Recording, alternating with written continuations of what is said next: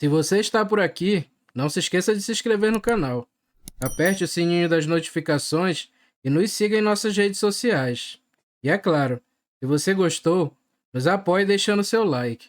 Isso nos ajuda bastante. O que irei relatar aqui aconteceu comigo e um primo meu.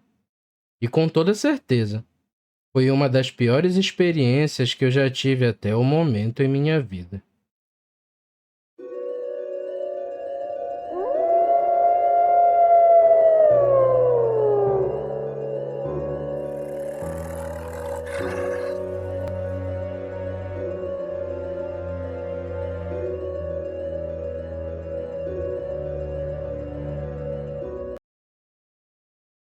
Para começo de conversa, já vou logo avisando para quem está escutando esse relato.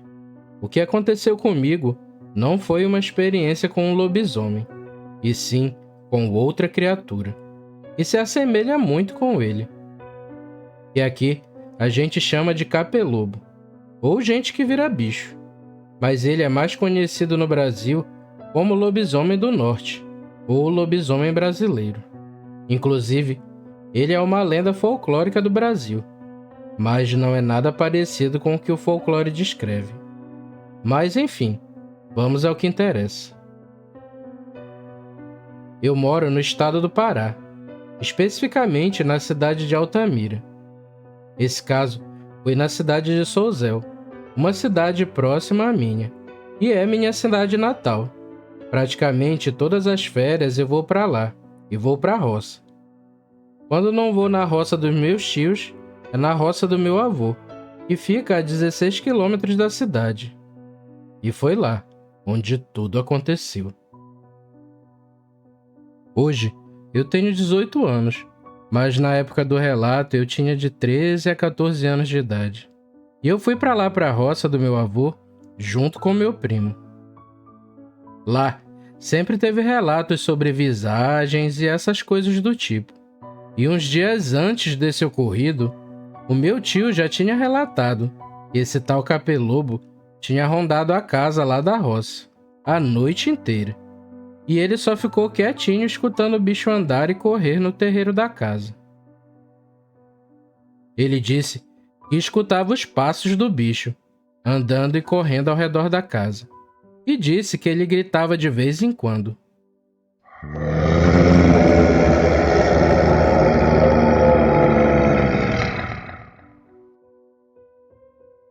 Disse que era um grito que ele não sabia explicar direito. Um grito meio parecido com um grito de gente e meio parecido com um berro de animal. Ele dizia que era muito alto e feio, e ele só ficava quietinho, sentado na cama com a espingarda na mão, escutando aquilo lá do lado de fora. Ah, e um detalhe interessante, é que os cães lá da roça, que eram cães de caça e só dormiam do lado de fora, nem latiam. Acho que por medo desse bicho. E sobre o grito ou berro desse bicho, seja lá o que for, o meu pai me contou desde que eu era pequeno, sobre uma vez em que ele passou por essa infelicidade de se encontrar com essa coisa. Uma vez ele foi caçar na mata e dizia que o grito desse bicho parecia estremecer a mata quando ele estava perto. Mas isso é história para outro dia. Enfim, vamos ao que interessa, voltando sobre a minha experiência. Eu e esse meu primo chegamos na roça à tarde, e desde a manhã, meu avô e meus tios estavam trabalhando, plantando capim para pasto no meio do mato, onde tinham derrubado algumas árvores, para fazer mais pasto para o gado do meu avô. Então, à tarde, eu e meu primo resolvemos ir com eles. Para chegar lá, a gente ia pela fazenda de um outro fazendeiro, que mora a uns 2 quilômetros da roça do meu avô. E por lá, a gente ia por trás da fazenda dele, onde também se encontrava a parte de trás da fazenda do meu avô. As terras deles se encontravam pela parte de trás de ambas. Chegamos no local da plantação. Isso era por volta de 3 da tarde. E para quem está se perguntando, sim, esse bicho aparece durante o dia.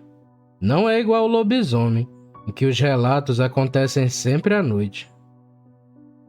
Mas, continuando, estava eu, esse meu primo, mais 2 primos e mais 3 tios. E é claro, o meu avô. Logo que chegamos lá abaixo, pro rumo de um baixão que tinha, escutamos um grito muito feio. E os meus tios e o meu avô falaram para não responder, porque era o capelobo que estava por lá. Para quem não sabe, aqui pro rumo do interior do Pará, para quem frequenta roças e fazendas, acontece bastante disso. E especificamente naquela região ali da fazenda do meu avô, isso é meio que normal. E as pessoas que têm fazenda ali já estão acostumadas com isso. Eu olhei para eles e falei que não ia responder. Então, todos pegaram a metade de um saco de sementes de capim e saíram jogando as sementes no chão, plantando. E nós fizemos o mesmo. Pegamos a metade de um saco cada e saímos jogando. Cada um foi para um lado, um pouco longe um do outro. E nisso, a gente já não via mais ninguém. Eles tinham sumido no meio das árvores, em meio à mata, plantando o capim. Pouco tempo depois, os gritos começaram a ficar mais frequentes e chegando mais perto. Mas o problema é que os gritos vinham direto em nossa direção.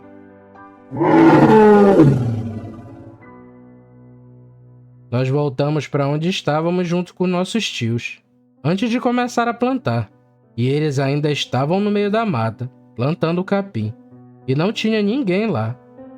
E lá era um local bem aberto, com mato e árvores. Os gritos foram chegando mais perto de onde a gente estava. Estava perto com uma distância de uns 100 metros apenas. Eu parei para prestar atenção no grito daquela coisa. E realmente, era um grito assustador. Uma mistura de grito de gente com um berro de animal. E muito alto.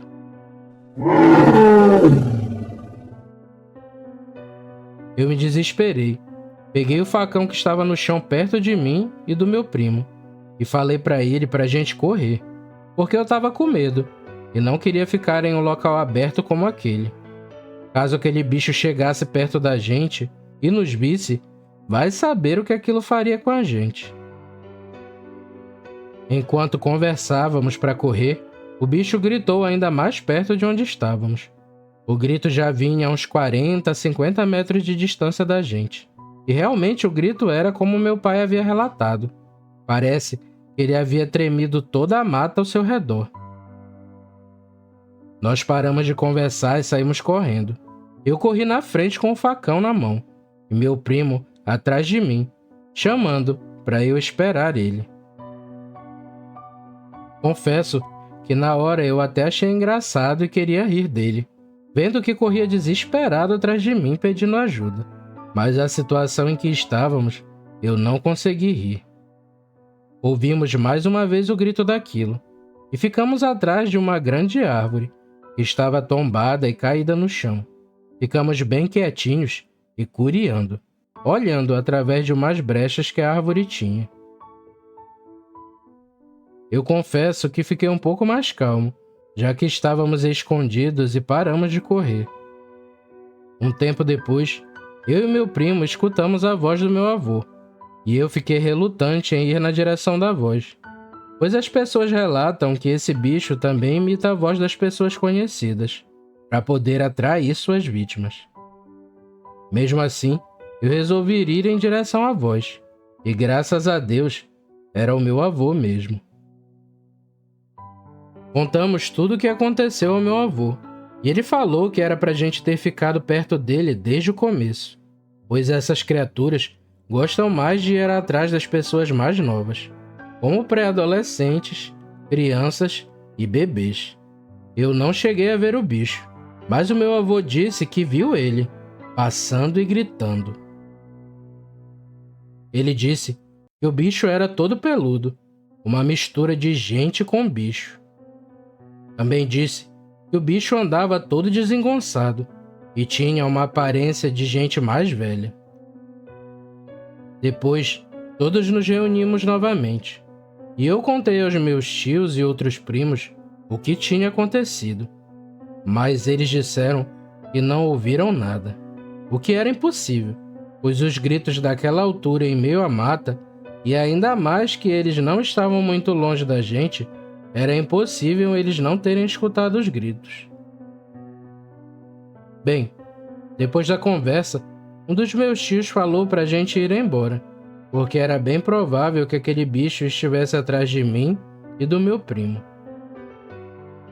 Nós ajeitamos as coisas para ir embora nas motos, e logo que a gente ligou a moto, o bicho começou a gritar de novo, um pouco longe da gente. Agora, todos ali escutaram o grito e acreditaram em nós.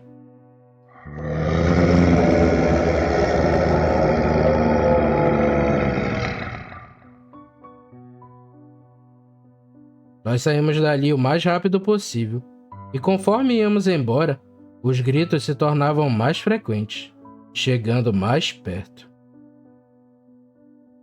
Mesmo a gente andando de moto na estrada, os gritos se aproximavam pela mata, e bem na metade do caminho, a moto em que meu tio, que tinha falado pra gente ir embora, deu problema. Nós voltamos até a moto dele e tentamos consertar e ligar a moto de novo. Os gritos estavam se aproximando, e já estávamos agoniados. Na moto em que estávamos, não cabia mais uma pessoa, pois já estávamos em 3 em cima dela. Até que, por um milagre de Deus, a moto ligou de novo. Aceleramos e saímos dali o mais rápido possível. Sobre o capelobo, o povo mais velho diz que ele é um índio que fica velho, e ao invés de morrer, ele vira bicho, e vive em meio à mata assombrando, e se puder, também matando pessoas. Lá na fazenda desse meu avô, lá era terra de índio antigamente. Em alguns locais no meio da mata por lá, ainda tem construções antigas, de barracas de palha, vasos e outros objetos de barro que eram feitos pelos índios. Acredito que por conta disso, de lá ser terra indígena antigamente, tem aparições frequentes desse bicho por lá. Hoje em dia, eu me pego pensando, antigamente quando eu tinha de 8 a 12 anos, eu saía sozinho pro mato, para ir balar passarinho e também comer jaca, em vários pés de jaca que tem lá. E até hoje eu penso, já pensou se eu tivesse encontrado o capelobo no meio da mata sozinho quando criança? Ele teria me matado, com certeza. Bem, eu sempre acreditei em visagens e essas coisas, pois meu pai me conta suas histórias desde que eu era pequeno, e são várias as experiências que ele teve, e ele não tem precisão de inventar tudo isso, até porque tem gente que confirma as histórias dele. Sempre em que estou em um lugar em que as pessoas contam suas histórias de assombrações, gente que vira bicho e etc., eu conto a minha. Alguns acreditam, outros não. E eu sei que é difícil de acreditar, mas isso que estou relatando aqui é a mais pura verdade. Hoje estou com 18 anos, vivendo normalmente. Estou terminando meus estudos e trabalho no ramo da pintura. Meu primo ainda mora na cidade de Souzel e tem 2 filhos, e não sei como ele está hoje em dia. Meu avô e meus tios e os outros primos vivem suas vidas normalmente em Souzel também. Bem, esse foi o meu relato. Foi um pouco comprido, mas espero que gostem. Quem quiser acreditar, que acredite, pois eu sei que é verdade, pois vivenciei tudo isso. E quem não acreditar, espero que pelo menos respeite, pois não é bom tirar sarro do sobrenatural, pois posso lhe afirmar que tudo o que relatei é a mais pura verdade.